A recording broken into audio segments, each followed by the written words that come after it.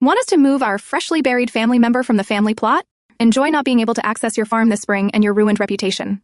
Part 2. One of the last people to hear the news was my wife. Not because they didn't want her to know, but because she's a firm believer in going full scorched earth when someone screws with the people she loves minus they wanted advice. There needs to be a bit of context added for the next part. Before Jackie's grandparents died, they set aside a 12-plot space in the local cemetery to accommodate the needs of their kids and grandkids. A good bit of forward thinking, as Jackie's mother was one of 5 daughters. As fate would have it, the only one of the 5 daughters who was buried there was Jackie's mother, in addition to her father and her cousin.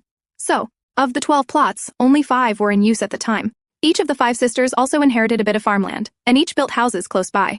Their children, Jackie and Bertha's generation, grew up close to each other, and so a few of them stuck around and built homes to raise their children as well. My wife and Sarah's generation. Jackie and her brother inherited some land from their mother, which they rented out to be farmed. Next to it is Bertha and her twin sister's land. Both are accessed by the same path.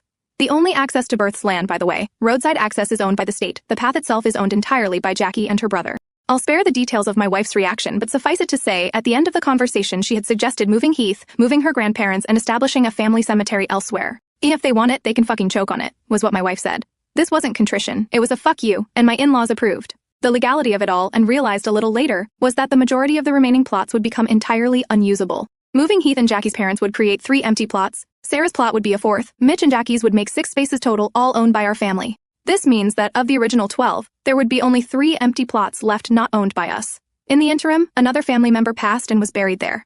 2 unclaimed plots of 12, with 6 sitting empty and can't be used. To some, that would be enough. To my wife, a woman who thinks burning bridges give off a lovely glow, this was only the appetizer to a meal that will take years to finish.